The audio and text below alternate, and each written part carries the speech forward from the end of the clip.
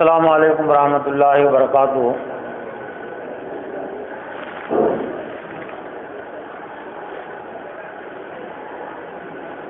الحمد للہ نحمده ونستعینه ونستغفره ونؤمن به ونتوکل علیہ ونعوذ باللہ من شرور انفسنا ومن سیئات اعمالنا من يهده الله فلا مضل له ومن يضلل فلا هادي له۔ قال اللہ تعالی فی القرآن المجید والفرقان الحمید۔ اعوذ باللہ من الشیطان الرجیم، بسم اللہ الرحمن الرحیم۔ یا ایھا الذین آمنوا لا تقدموا بین یدی اللہ ورسولہ واتقوا اللہ ان اللہ سمیع علیم۔ وقال النبی صلی اللہ علیہ وسلم لن يشبع المؤمن من خیر يسمعه حتى يكون منتهى الجنہ۔ وقال ايضا طلب العلم فریضۃ علی کل مسلم، او کما قال علیہ الصلوۃ والسلام۔ معزز و محترم دینی بھائیوں، بزرگوں، نوجوانوں، خواتین اور بہنوں، خواتین اور بہنیں اگرچہ یہاں موجود نہیں ہیں لیکن یہ آواز ضرور ان تک بھی پہنچ رہی ہوں گی، اس لیے وہ بھی اپنے آپ کو اس بیان کا خطاب کا مخاطب سمجھے۔ آج کی یہ شب حدیث کے لحاظ سے لیلۃ النصف من شعبان کے نام سے جانی جاتی ہے۔ حدیث میں اس کے لیے جو الفاظ ہے لیلۃ النصف من شعبان، شعبان کی، ماہ شعبان کی نصف شب، تو عام طور سے 15ویں شعبان کی شب ہوتی ہے۔ البتہ کچھ بزرگوں نے، کچھ لوگوں نے اس کا نام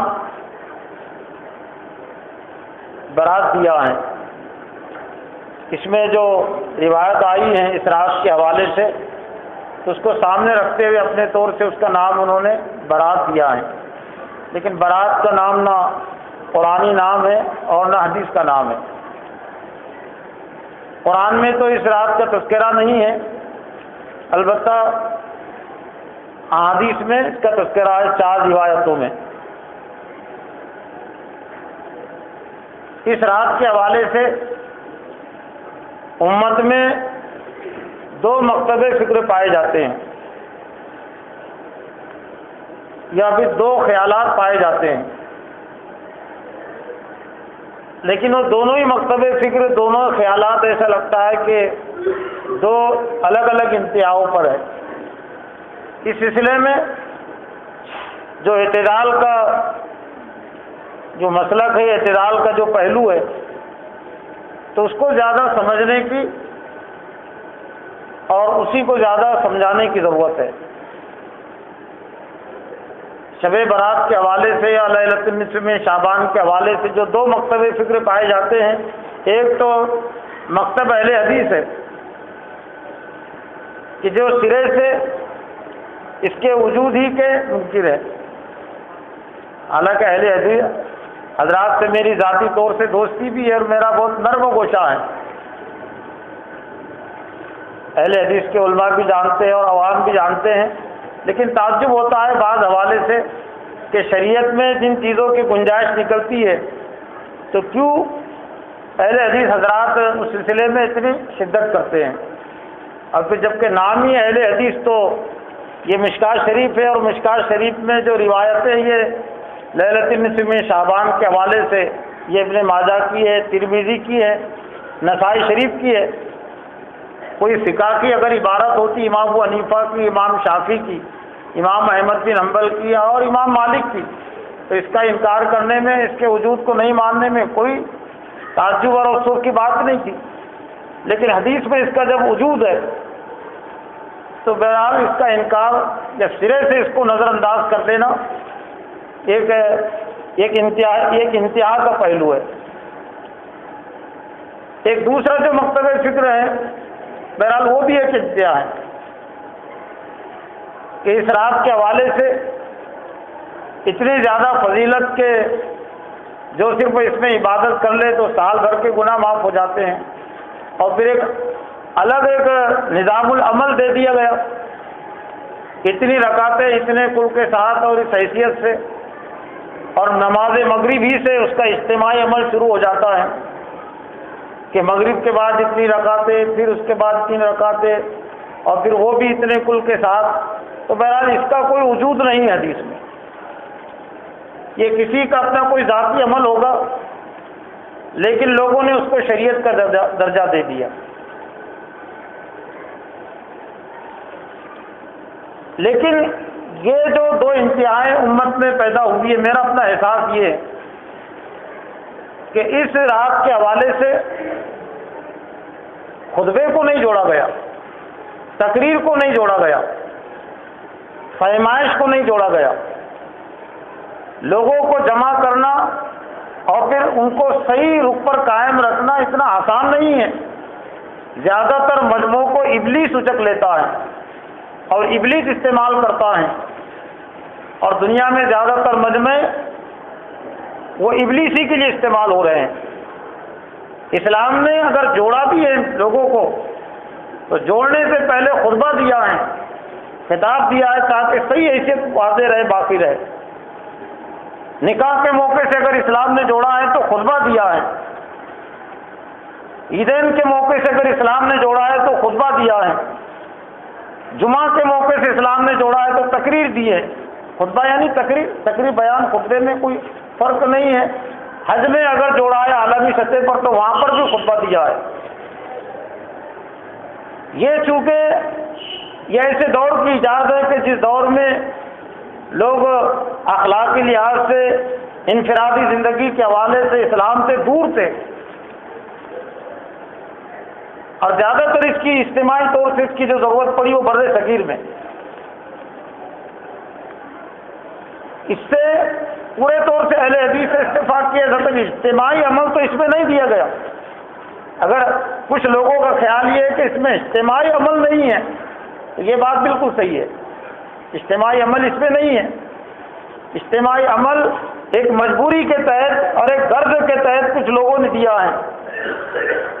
ایک دور ایسا گزرا ہے جہالت کا کہ لوگوں کا، ان مسلمانوں کا سیاسی لحاظ سے تو غلبہ تھا، لیکن عبادات اور اخلاق کے لحاظ سے وہ منتشر تھے۔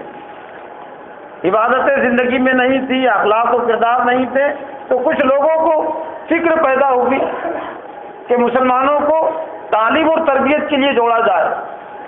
اب حکومت جو تھی، حکومت کی طرف سے کسی چیز کی اجازت نہیں تھی، نہ آپ جماعت بنا سکتے تھے، نہ کوئی آپ اجتماع اپنے طور سے رکھ سکتے تھے۔ تو یہ جو راتوں کا چلن تھا، تو پھر کچھ بزرگوں نے ان راتوں کو استعمال کیا مسلمانوں کی تعلیم و تربیت کے لیے کہ اس راتوں سے ان کو جمع کیا جائے رات کی مناسبت سے۔ تو مقصد ان کا یہ تھوڑی تھا کہ قرآن اللہ اور اس کے رسول نے بھی جمع کیا، اس کی حیثیت ایک انفرادی عبادت کی تو ہے۔ شب معراج کی حیثیت عبادت کے لحاظ سے نہ اجتماعی ہے اور نہ انفرادی، ایک واقعے کی اس کی حیثیت ہے۔ ماہ رمضان میں جو شب قدر جسے ہم کہتے ہیں اس میں بھی کوئی اجتماعی حیثیت نہیں ہے۔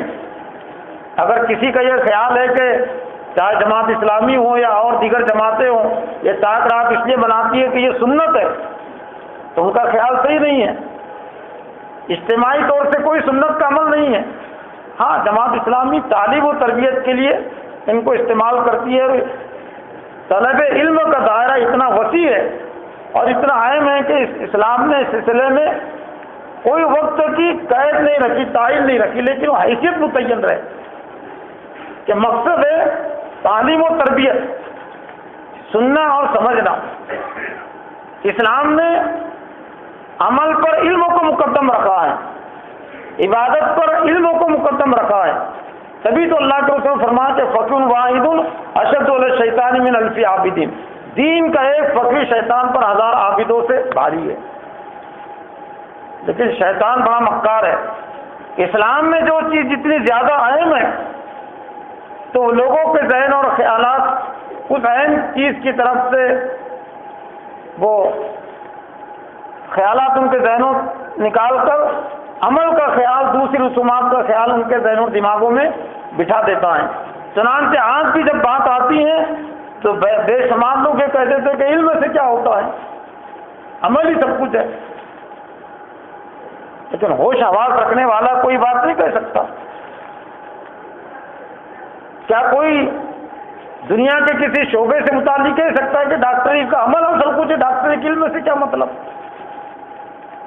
ماسٹری کے حوالے سے پڑھانے کی اصل اہمیت ہے، عمل کی پڑھنے سے کیا مطلب؟ لیکن اسلام کے حوالے سے لوگ اس کو قبول کر لیتے ہیں۔ تو طلب علم ایک ایمان کی بنیادی علامت ہے۔ لن یشبع المؤمن من خیر یسمعہ حتی یکون منتہہ الجنہ، مومن خیر کی باتوں کے سننے سے کبھی سیراب نہیں ہوتا، وہ اسے سنتا رہتا ہے یہاں تک کہ اس کی انتہا جنت ہوتی ہے۔ اس لیے نفل عبادات پر طلب علم کو 1000 گنا فضیلت حاصل ہے۔ اس وقت ہم ایک عبادت میں مصروف ہے، میں بھی اور آپ بھی۔ وہ عبادت جو نفل ہے، جو ذکر و اذکار کی ہے، تو اس کے مقابلے میں یہ 1000 گنا بڑی ہوئی عبادت ہے۔ نبی صلی اللہ علیہ وسلم نے فرمایا کہ اے ابو ذر، تیرا صبح کو ایک آیت کا علم حاصل کرنا خیر لک من ان تصلی 100 رکعۃ، قرآن مجید کی ایک آیت کا علم، ترجمہ اور اس کی تشریح پڑھنا یا سننا تیرے لیے 100 رکعتیں پڑھنے سے بہتر ہے۔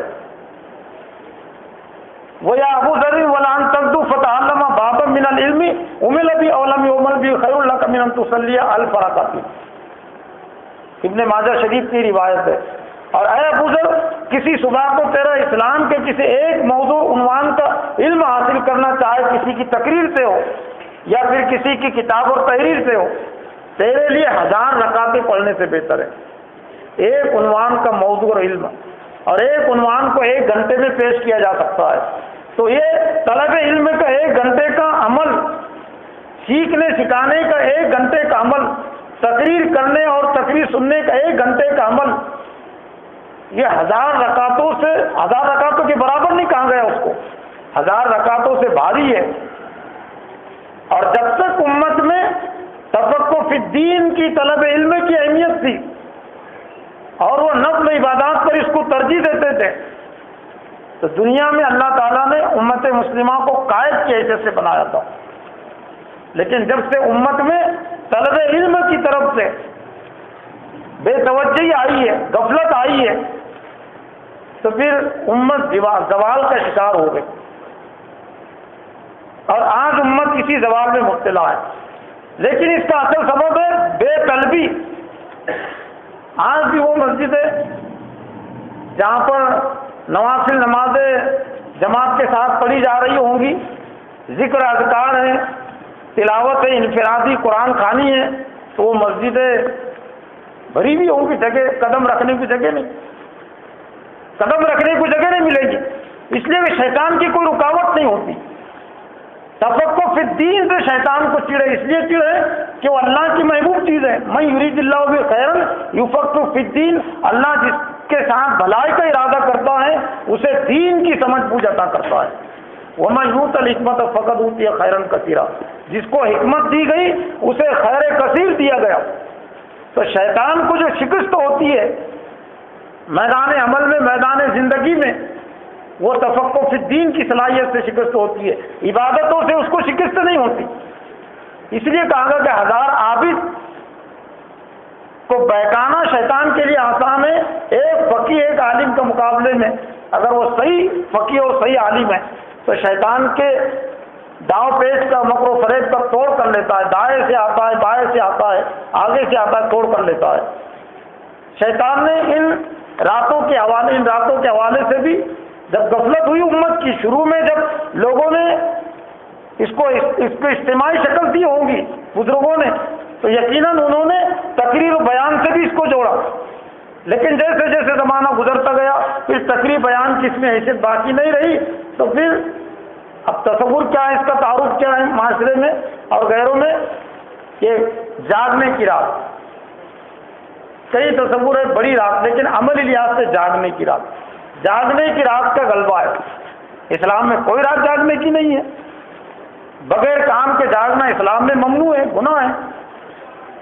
عشاء کے بعد صرف دو ہی کاموں کے لیے جاگا جا سکتا ہے، ایک تو تعلیم و تربیت کے لیے، دین کی بات سننے سمجھنے کے لیے، یا پھر بیوی سے جائز گفتگو کرنے کے لیے۔ اس کے علاوہ اور کوئی تیسرا عمل نہیں ہے جس کے لیے جاگا جا سکتا ہے۔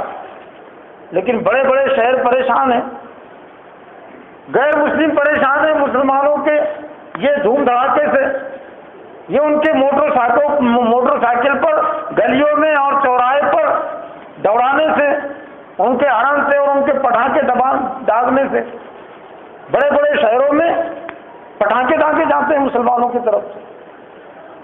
تو غیر مسلم تو برادران تک یہ کہتے ہیں یقیناً ہے، ہم نے بھی بہت ساری رسومات، لیکن جو تمہارا اس رات میں جو تماشا ہوتا ہے، دھوم دھڑاکا ہوتا ہے، تو ایسا تو ہم اس طرح کبھی بھی نہیں کرتے، کان پڑے آواز نہیں، دہلی جیسے شہر میں۔ تو یہ سب لفظیات ہے۔ لیکن یہ کیوں ہوا؟ علماء کرام نے ان مجموعوں کو، ان آزاد خیانوں کو تقریر و بیان سے جوڑنے کی کوشش نہیں کی، ان کو پہلے مسجد میں نہیں جمع کیا، ان کو صرف یہ کہہ دیا کہ ایسی رات ہے ویسی رات ہے، پوری سال بھر کے گناہ معاف ہو جاتے ہیں، یا جاگنے کی رات ہے۔ تو ذہن اور مزاج جو جاگنے کو پسند کرتا ہے اس طرح سے جاگتے ہیں، چوراہوں پر بیٹھ کر جاگیں گے، ہوٹلوں پر جاگیں گے، گپ شپ کرتے ہوئے جاگیں گے، روڈوں پر پھرتے ہوئے جاگیں گے۔ تو یہ تصور بھی نکالنے کی ضرورت ہے کہ کوئی اسلام میں کوئی بھی رات جاگنے کی نہیں ہے، تمام راتیں سونے کی ہے۔ اللہ نے راتوں کو سونے کے لیے بنایا۔ جانا لباس کہتے چھپنے کو، کئی نوما، ہم نے رات کو سونے کے لیے بنایا، ہاں صرف تعلیم اور تربیت کے لیے، اور جو عبادتیں اللہ کی طرف سے فرض ہے ان عبادتوں کے لیے راتوں کو اٹھا جا سکتا ہے، جاگا جا سکتا ہے۔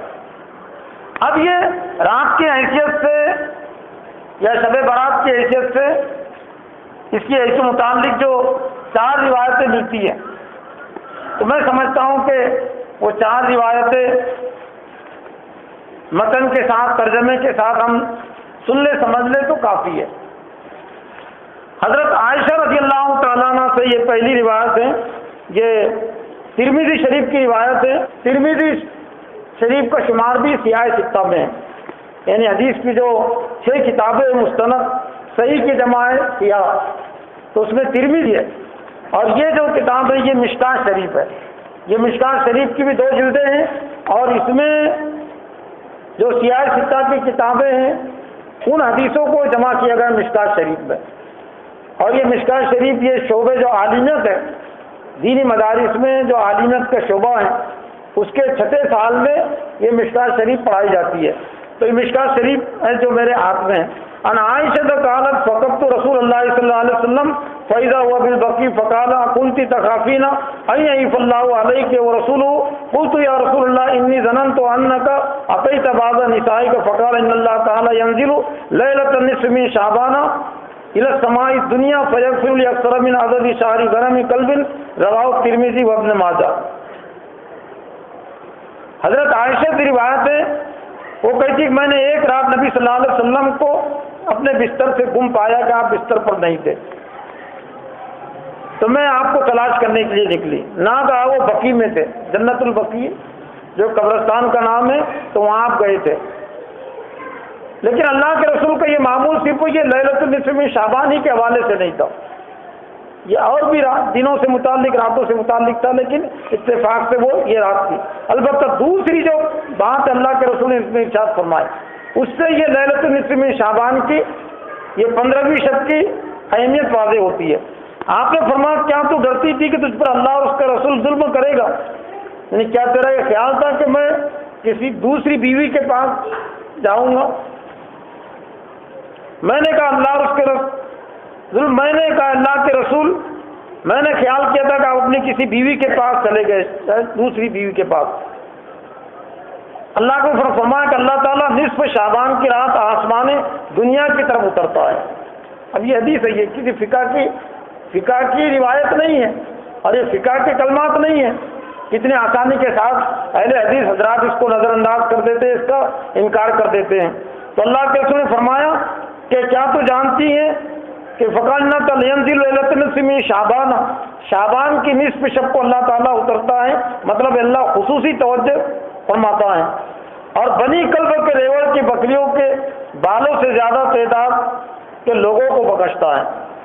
بنی بکر ایک قبیلے کا نام ہے جس کا پیشہ ہی بکریاں چرانا تھا، دلہ بانی، ان کا ماں اسی سے وابستہ تھا۔ اللہ کے رسول نے اس قبیلے کی مثال دی کہ بنی کلب کے ریوڑ کی بکریوں کے بالوں سے زیادہ لوگوں کو بخشتا ہے۔ روایت کے اس کو ترمذی نے۔ دوسری جو روایت ہے اس حوالے سے وہ بھی حضرت عائشہ سے مروی ہے۔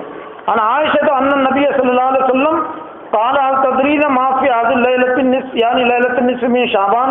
قالت ما فيها يا رسول الله؟ فقال فيها أن يكتب كل مولود من بني آدم في هذه السنة، وفيها أن يكتب كل هالك من بني آدم في هذه السنة، وفيها ترفع أعمالهم، وفيها تنزل أرزاقهم۔ فقالت يا رسول الله ما من أحد يدخل الجنة إلا برحمة الله تعالى، فقال ما من أحد يدخل الجنة إلا برحمة الله تعالى ثلاثا۔ قلت ولا أنت يا رسول الله؟ فوضع يده على حامته فقال ولا أنا إلا أن يتغمدني الله منه برحمة يقولها ثلاث مرات۔ رواه البيهقي في دعوة الكبير۔ یہ بیہقی کی روایت ہے، وہ بھی ایک حدیث کی کتاب ہے، اگرچہ سیاہ سکہ میں اس کا شمار نہیں، لیکن بے شمار اس میں تعلیم اور تربیت سے متعلق روایت ہے، اس کو صاحب مشکات نے نقل کیا بیہقی سے۔ حضرت عائشہ سے روایت ہے، کہا نبی صلی اللہ علیہ وسلم فرمایا کیا تو جانتی کہ اس رات کیا واقع ہوتا ہے، یعنی نصف شعبان کی رات؟ اس نے کہا اللہ کے رسول اس میں کیا ہوتا ہے؟ فرمایا اس رات میں سال میں ہونے والا ہر بچہ لکھا جاتا ہے، اور اس سال میں بنی آدم میں فوت ہونے والا لکھ دیا جاتا ہے۔ اس رات ان کے اعمال بلند کیے جاتے ہیں، اور اس رات لوگوں کے رزق اترتے ہیں۔ کہا اللہ کے رسول ہر شخص اللہ کی رحمت ہی سے جنت میں داخل ہوگا؟ فرمایا ہاں۔ کوئی نہیں؟ میں نے کہا اور آپ بھی نہیں اے اللہ کے رسول؟ آپ نے اپنا ہاتھ اپنے سر پر رکھا اور فرمایا میں بھی نہیں، جب تک کہ اللہ کی رحمت مجھ کو نہ ڈھانپ لے۔ بالکل صحیح بات ہے، اعمال تو ہے ذریعے کے طور پر، لیکن اعمال کے ساتھ کوشش کے ساتھ اللہ کی رحمت بھی ضروری ہے، اللہ کا انعام، اللہ کی مغفرت بھی ضروری ہے۔ اپنے بل بوتے پر کوئی جنت میں کیسے جائے گا؟ اور اگر پھر اعمال کے بل بوتے کی بات ہو تو پھر اعمال تو اس کے 100 سال کی زندگی جو رہے ہیں تو 100 سال ہی کی جنت اس کو ملنی چاہیے، لیکن یہ اللہ کی رحمت ہے کہ 100 سال جو اللہ کی عبادت اور بندگی کرے گا تو صرف 1,00,000 سال کی جنت اس کو نہیں ملے گی، اربوں خربوں سال بھی ختم ہو جائیں گے لیکن وہ جنت کبھی ختم نہیں ہوگی۔ اس لیے اللہ کو فرمایا کہ کوئی نہیں ہے جو اللہ کی رحمت کے بغیر جنت میں نہ جائے، لیکن اللہ کی رحمت مشروط ہے ایمان اور اعمال صالحہ کے ساتھ۔ یہ تصور بھی ذہن میں رکھے۔ ہوتا یہ ہے کہ لوگ ایک بات کو لے لیتے ہیں اور اسی بات میں جو دوسرا پہلو ہوتا ہے اس کو بالکل نظر انداز کر دیتے ہیں، اور شیطان کی یہی کوشش ہوتی ہے کہ وہ انسانوں کو کسی ایک رخ پر وہ ڈال دے، اور اسی بات میں جو دوسرا رخ ہوتا ہے بالکل اس کی طرف سے ان کو غافل کر دے۔ 3 مرتبہ اللہ کے رسول نے یہ بات ارشاد فرمائی۔ تیسری بات ہے اس رات کے حوالے سے حضرت ابو موسیٰ اشعری سے، ان ابی موسیٰ الاشعری عن رسول اللہ صلی اللہ علیہ وسلم قال ان اللہ تعالی لا یطلع لیلۃ النصف من شعبان فیغفر لجمیع خلقہ الا لمشرک او مشاہین۔ رواہ ابن ماجہ و رواہ احمد، یہ رواہ احمد مسند احمد اور یہ ابن ماجہ کا شمار بھی سیاہ ستہ میں اس کی روایت ہے۔ حضرت ابو موسیٰ اشعری نبی صلی اللہ علیہ وسلم سے روایت کرتے ہوئے فرمایا اللہ تعالیٰ نصف شعبان کی رات کو دنیا والوں کی طرف اللہ تعالیٰ توجہ فرماتا ہے، جھانک لجت کلیو کے الفاظ ہے، توجہ فرماتا ہے اور اپنی مخلوق کو بخش دیتا ہے، مگر مشرک اور کینہ رکھنے والے کو نہیں بخشتا۔ جو شرک کرنے والا ہے تو مشرک کی مغفرت نہیں ہوتی، اور جو کینہ حسد جلن جو کپٹ رکھتا ہے کسی کے متعلق اس کی مغفرت نہیں ہوتی۔ تو یہ بھی کہنے کی ضرورت ہے۔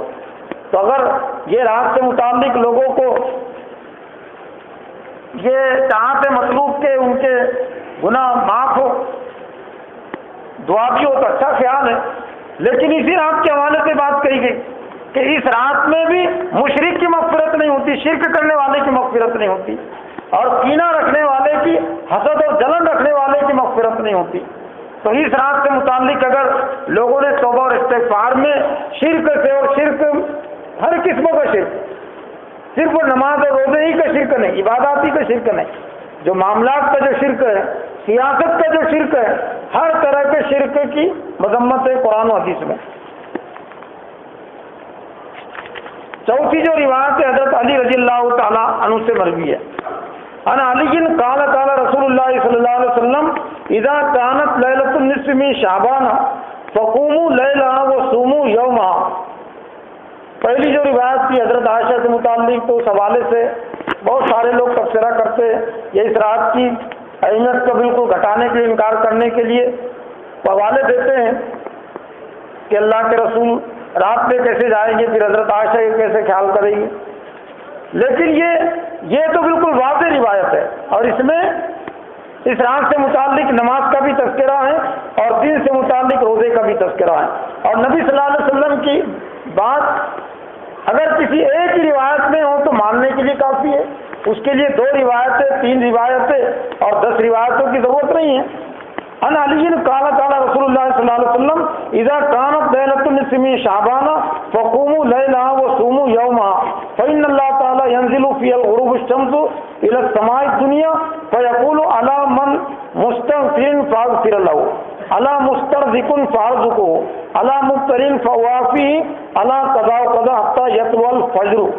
یہ رواه ابن ماجہ کی روایت ہے، لیکن یہ سبھی سیاہ ستہ کی تو ہے، لیکن یہ مشکات شریف کی بھی کوئی کم اہمیت نہیں ہے تعلیم و تربیت میں، جس میں یہ روایت آئی ہے۔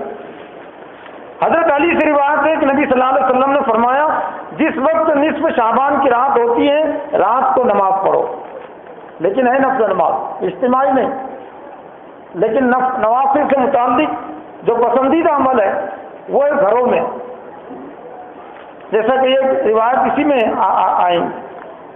نماز پڑھو اور دن کو روزہ رکھو۔ اللہ تعالیٰ سورج غروب ہونے کے وقت آسمان دنیا کی طرف اترتا ہے، فرماتا ہے خبردار کوئی بخشش مانگنے والا کہ میں اس کو بخشوں، کوئی ہے رزق مانگنے والا کہ میں اس کو رزق دوں، کوئی مصیبت میں گرفتار ہے کہ میں اس کو مصیبت سے عافیت دوں، کوئی ہے اللہ قضا و قضا، یعنی جو بھی اپنی حاجتیں اللہ کے سامنے پیش کرے گا تو گویا کہ اللہ کے طرف سے اس کے لیے معافی کا اور رحمت کا دروازہ کھلا ہوا ہے، یہاں تک کہ فضل نمودار ہو۔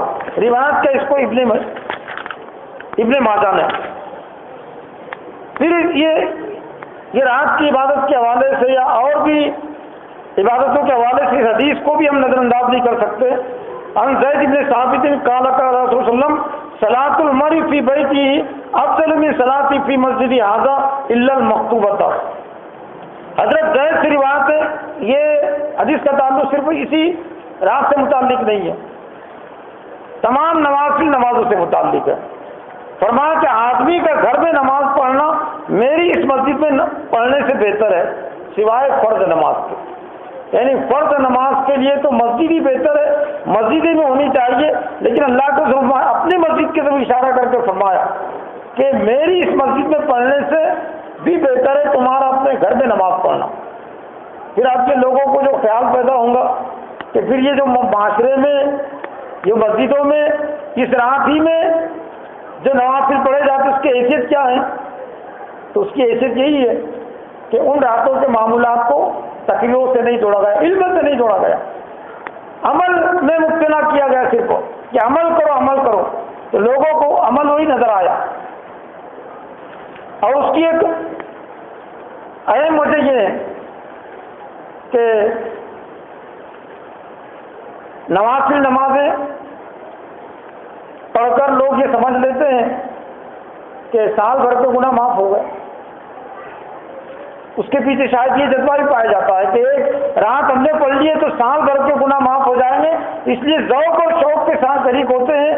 تو ان کی اطلاع کے لیے اور ان کے معلومات کے لیے بات عرض ہے کہ نوافل سے متعلق تو پوچھا نہیں جائے گا، کوئی کسی نے زندگی میں ایک رکعت بھی نفل نہیں پڑھی ہوگی تو قرآن حدیث کی روشنی میں بات کہی جا سکتی ہے کہ نوافل سے متعلق اس سے نہیں پوچھا جائے گا کہ تم نے ایک رکعت نفل کیوں نہیں پڑھی، اپنے گھر میں کیوں نہیں پڑھی، مسجد میں کیوں نہیں پڑھی، لیکن ضرور فرض کے متعلق پوچھا جائے گا، فجر کی نماز کے متعلق ضرور پوچھا جائے گا، یہاں تک کہ تہجد جیسی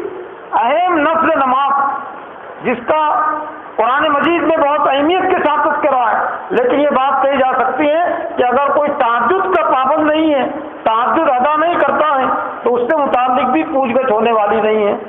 پڑھے گا تو اجر ثواب ہے، نہیں پڑھے گا تو مجرم نہیں ٹھہرے گا۔ لیکن یہ بھی باطلوں کا خیال ہے کہ لوگ یہ سمجھتے ہیں کہ ہم نے یہ نفل نماز پڑھ لیا تو ہم نے ایک طرح سے فرائض کا کفارہ ادا کر دیا۔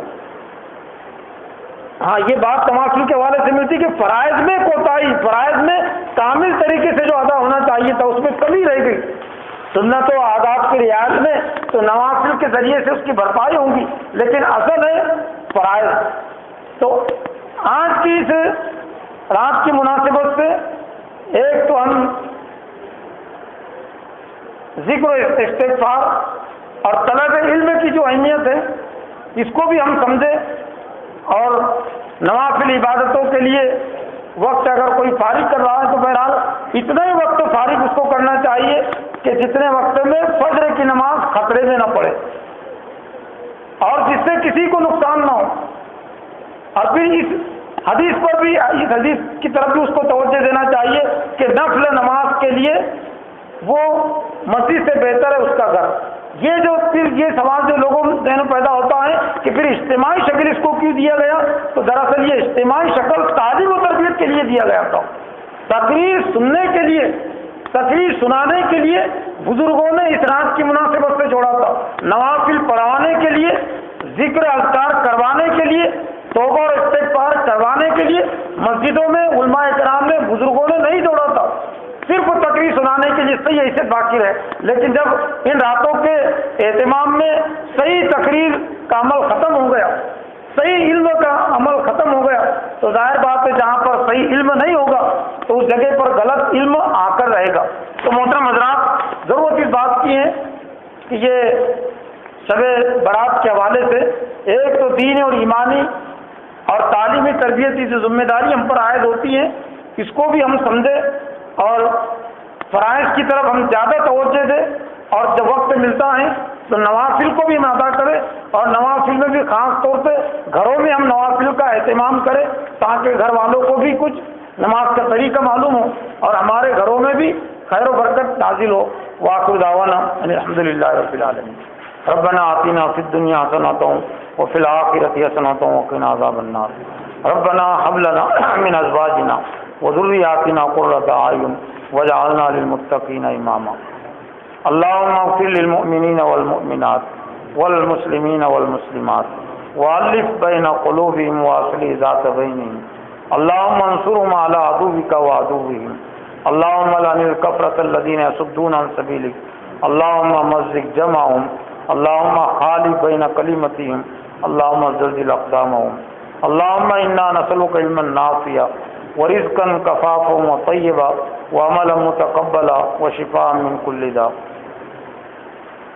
اللهم اهدنا فيمن هديت وعافنا فيمن عافيت وتولنا فيمن توليت وبارك لنا فيما أعطيت۔ اللهم أرنا الحق حقا وارزقنا اتباعه وأرنا الباطل باطلا وارزقنا اجتنابه۔ وصلى الله تعالى على خير خلقه محمد وعلى آله وأصحابه أجمعين برحمتك يا أرحم الراحمين۔